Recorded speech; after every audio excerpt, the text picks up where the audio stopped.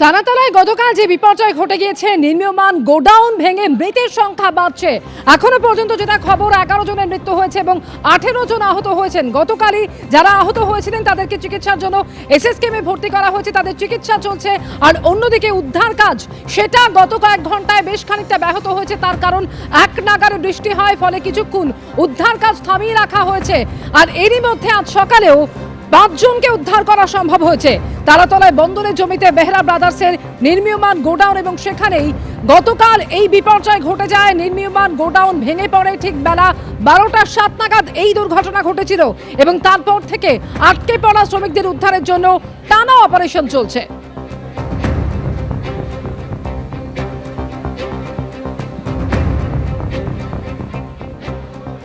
সুবিশাল কংক্রিটের চাঙড় কেটে ম্যারাথন উদ্ধার কাজ চলছে। তবে গত কয়েক ঘন্টায় যেভাবে বৃষ্টি হয়েছে তার জেরে উদ্ধার কাজ খানিকটা হলেও ব্যাহত হচ্ছে। কাঠামোর যে অংশ ভেঙে পড়েনি তা ভেঙে পড়ার আশঙ্কায় হাইড্রোলিক ক্রেন দিয়ে টেনে রাখা হয়েছে। গতকাল সকাল থেকেই দুলছিল লোহার কাঠামো। কেন এমন হচ্ছে তা খতিয়ে দেখতে গোডাউনে এসে পৌঁছন শ্রমিকরা, এমনই দাবি করছেন স্থানীয়রা। গতকালই যে ভয়ঙ্কর বিপর্যয় ঘটে যায় তারাতলায়, যেখানে নির্মীয়মান এই গোডাউন একেবারে তাসের ঘরের মতো হুড়মুড়িয়ে ভেঙে পড়ে, এবং সঙ্গে সঙ্গে সেখানে শ্রমিকরা যারা কাজ করছিলেন তারা নিচে আটকে পড়েন, এবং তারপর থেকেই কিছুক্ষণের মধ্যেই উদ্ধার কাজ শুরু হয়। একেবারে গতকালও আমরা দেখেছি যুদ্ধকালীন তৎপরতায় উদ্ধার কাজ হয়েছে। সেনা, বিপর্যয় মোকাবিলা বাহিনী, দমকল একসঙ্গে উদ্ধার কাজে হাত লাগিয়েছে। আজকেও সকাল থেকে যেটা খবর, 5 জনকে উদ্ধার করা হয়েছে ধ্বংসস্তূপ থেকে। বন্দরের জমিতে বেহরা ব্রাদার্সের যে নির্মীয়মান গোডাউন ছিল সেখানেই গতকাল ঘটে যায় এই বিপর্যয়।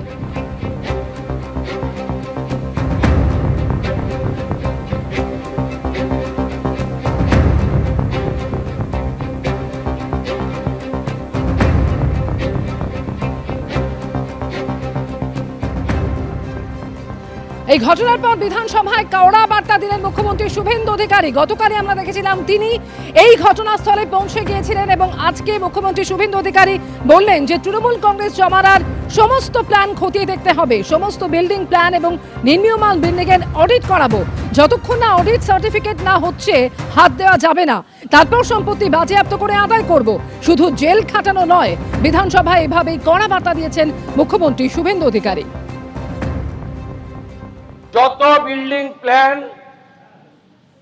এই দুর্নীতিগ্রস্ত তৃণমূল কংগ্রেস অর্থের বিনিময়ে, কাটমানির বিনিময়ে, ব্রোকারদের দিয়ে এই কলকাতাকে মৃত্যুপুরীতে পরিণত করা তৃণমূল কংগ্রেস, তার সমস্ত বিল্ডিং প্ল্যান এবং আন্ডার কনস্ট্রাকশন আমরা অডিট করাবো।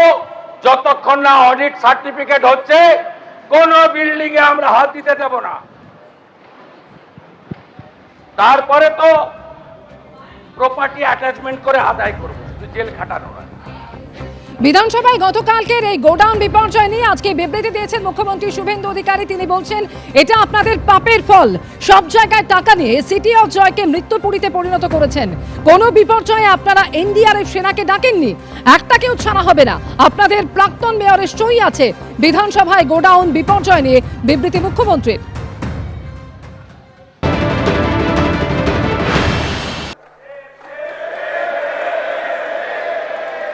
একাধিক ইনসিডেন্ট, গার্ডেন রিচ থেকে শুরু করে শিক্ষা নেননি, সংশোধন করেননি, কোন উদ্ধার কার্যে এনডিআরএফ এবং আর্মিকে কোনোদিন ডাকেননি। গার্ডেন রিচের ধ্বংসস্তূপে আপনার জেলা মুর্শিদাবাদের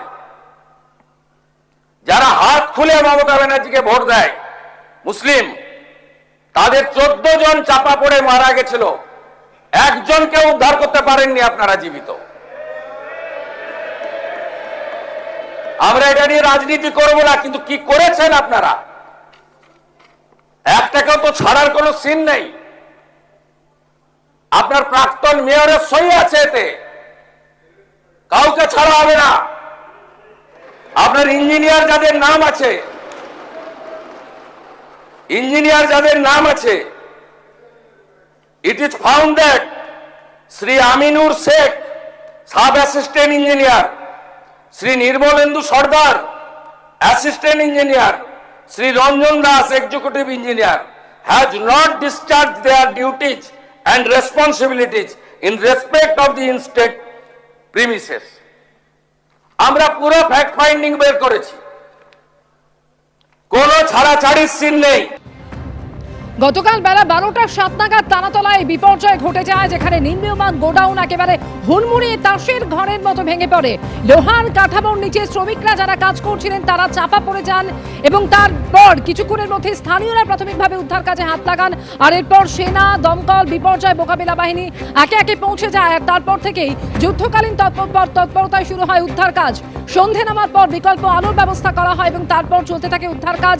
এবং শ্রমিকরা ঠিক কোন জায়গায় চাপা পড়ে রয়েছেন তা জানার জন্য, তা লোকেট করার জন্য স্টিফার ডগ আনা হয়। গতকালও আমরা দেখেছি ধ্বংসস্তূপের নিচ থেকে কিভাবে এই আটকে পড়া শ্রমিকদের আর্তনাদ শোনা যাচ্ছিল।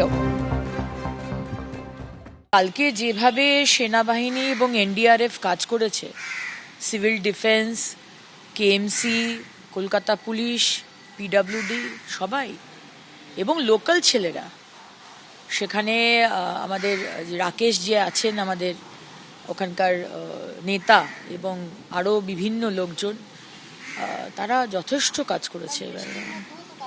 ভেতরে কতজন আছে আমরা তো এখনো আমাদের কাছে ক্লিয়ার পিকচার নেই, আমাদের তো কেউ পরিষ্কার বলতে পারেনি। হ্যাঁ, একটা ওই যারা বেঁচে গেছে হাসপাতালে ভর্তি তাদের থেকে একজনের নাম্বার পেয়েছিলাম, যে এই ওয়ার্কারদের নিয়ে এসেছিল। কিছু ওয়ার্কার পশ্চিমবঙ্গের, কিছু ওয়ার্কার বিহার থেকে মুঙ্গেরের।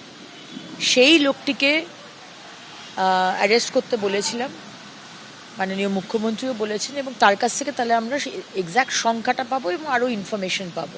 এবিপি আনন্দ, এগিয়ে থাকে, এগিয়ে রাখে।